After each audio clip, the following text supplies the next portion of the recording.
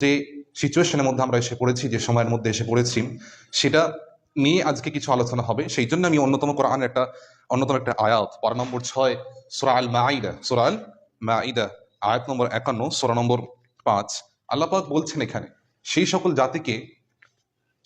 জাতিকে উদ্দেশ্য করে বলছেন, সেই সকল কওমকে উদ্দেশ্য করে বলছেন যাদেরকে আল্লাহ পছন্দ করেন। সেই সকল কওমের ইলাহি তার কওমকে, তার বান্দাকে সতর্ক করছেন সেই সকল কওম থেকে, সেই সকল মানুষ থেকে, সেই সকল বান্দা থেকে যারা কিনা আল্লাহকে এক বলে স্বীকৃতি দিয়েও দেয়নি, যারা কিনা বলেছে নবী ঈসা আলাইহিস সালাম আল্লাহর পুত্র, যারা কিনা বলেছে উজায়ের আল্লাহর পুত্র, সেই সকল কওমকে নিয়ে সূরা মাঈদার 51 নম্বর আয়াতে আল্লাহ পাক বলছেন। কয় নম্বর আয়াতে? 51 নম্বর। কোন সূরা? সূরা আল মাঈদা। মাশাআল্লাহ। আল্লাহ পাক বলছেন, বিসমিল্লাহির রহমানির রহিম, ইয়া আইয়ুহাল্লাযীনা আমানু লা তাত্তাখিযুল ইয়াহুদা ওয়ান নাসারা আউলিয়া বা'দুহুম আউলিয়া বা'দ ওয়া মান ইয়াতাওয়াল্লাহুম মিনকুম ফাইন্নাহু মিনহুম ইন্নাল্লাহা লা ইয়াহদিল কওমায যালিমিন। ইয়া আইয়ুহাল্লাযীনা আমানু মানে কি বলেছে? হে ঈমানদারগণ। ঈমানদার বলতে কাকে বোঝায়? যারা আল্লাহর প্রতি, আল্লাহর কিতাবের প্রতি, কিয়ামত দিবসের প্রতি, নবী রাসূলের প্রতি, আল্লাহর কিতাবের প্রতি, ফেরেশতাগণের প্রতি, তাকদীরে ভালো মন্দের প্রতি বিশ্বাস করে, ঈমান আনে, তাদেরকে ঈমানদার বলে। আল্লাহ পাক বলছেন, ইয়া আইয়ুহাল্লাযীনা আমানু লা তাত্তাখিযুল ইয়াহুদা ওয়ালান নাসারা আউলিয়া বা'দুহুম আউলিয়া বা'দ। হে ঈমানদার, তোমরা ইহুদি ও নাসারাগণকে বন্ধু হিসেবে গ্রহণ করো না, তারা একে অপরের বন্ধু। কারা একে অপরের বন্ধু?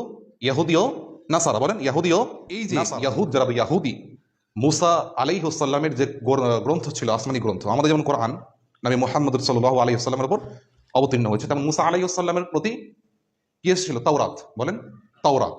এই তাওরাতের মধ্যে তারা নিজের মন গড়া কিছু কথা তারা লিখে ফেলে, নিজের মন গড়া। কোরআন কার ভাষা? কোরআন কার বাণী? আল্লাহর বাণী।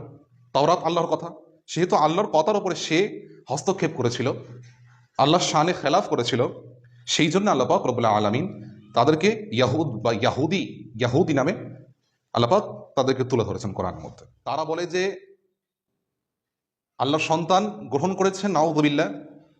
সেই সকল জাতিকে আল্লাহ পাক এখানে বলছেন ইয়াহুদি ও নাসারা। নাসারা কারা? যারা ঈসা আলাইহিস সালামকে পেয়েছে, যাদের ওপর নবী ঈসা প্রাধান্য পেয়েছেন। নবী ঈসা আলাইহিস সালামের উম্মতগুলোকে কি বলা হয়? নাসারা বলা হয়। নাসারা কাদের বলে? নবী ঈসা আলাইহিস সালামের উম্মতকে কি বলে? নাসারা। ইহুদি এ নাসারা না, ইহুদি বলে আল্লাহ সন্তান গ্রহণ করেছেন, নাসারা বলে আল্লাহ সন্তান গ্রহণ করেছেন। ওজেরকে আল্লাহ সন্তান জন্ম দিয়েছেন ওজেরকে, এদিকে বলেন আল্লাহ সন্তান জন্ম দিয়েছেন যিশুকে, অর্থাৎ জেসাস, যেটাকে আমরা ঈসা আলাইহিস সালাম বলে থাকি। নাউযুবিল্লাহ। তাহলে এরা দুজন সেম, তাদের মতবাদ সেম। সেই জন্যই আল্লাহ পাক বলছেন, ইয়া আইয়ুহাল্লাযীনা আমানু লা তাত্তাখিযুল ইয়াহুদা ওয়ান নাসারা আউলিয়া বা'দুহুম আউলিয়া বা'দ। তোমরা তাদেরকে বন্ধু হিসেবে গ্রহণ করো না, তারা একে অপরের বন্ধু। আল্লাহ কাদের জন্য বলে? আমাদের জন্য বললেন তো, নবীর উম্মতের জন্য বললেন, নবীর জন্য বললেন। এই আয়াত নাজিল অনেক প্রেক্ষাপট আছে। এই আয়াত নাজিল হয়েছে এক সময়, সেই সময়টা অল্প সময়, সেজন্য বলা যায় না বিস্তারে। একটা চুক্তি হয়েছিল ইহুদি নাসারার সঙ্গে এবং মুসলিমদের সাথে, যে তারা একসাথে থাকবে, যুদ্ধে অংশগ্রহণ করবে, কাফেরদের কাফেরদের বিপরীতে গিয়ে তারা একসাথে লড়াই করবে। এরপর আস্তে আস্তে অনেক এই চুক্তি কিছুদিন থাকে, তারপরে এই চুক্তি ভঙ্গ হয়ে যায় কিছু কারণবশত, সেটা ইনশাআল্লাহ আগামীতে আলোচনা করব। তারপরে আল্লাহ পাক বলছেন, ওয়ামাইয়াতাওয়াল্লাহুম মিনকুম ফাইন্নাহু মিনহুম ইন্নাল্লাহা লা ইয়াহদিল কওমায যালিমিন। তোমাদের মধ্যে কেউ তাদেরকে বন্ধুরূপে গ্রহণ করলে সে তাদেরই অন্তর্ভুক্ত হইবে। তোমাদের মধ্যে যদি কেউ ইহুদি, খ্রিস্টান এবং নাসারা, যারা খ্রিস্টান এবং ইহুদি, এই দুইকে যদি বন্ধু হিসেবে গ্রহণ করে, সে কিন্তু তাদেরই অন্তর্ভুক্ত হইবে।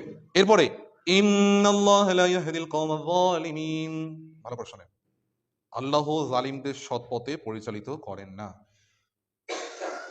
আল্লাহ জালিমদের, যারা মানুষের উপর জুলম করে, তাদের কি বলা হয়? জালিম বলা হয়। যারা জুলমের শিকার হয় তাদের কি? মাজলুম বলা হয়। আল্লাহ জালিমদেরকে কখনো সৎ পথে পরিচালিত করেন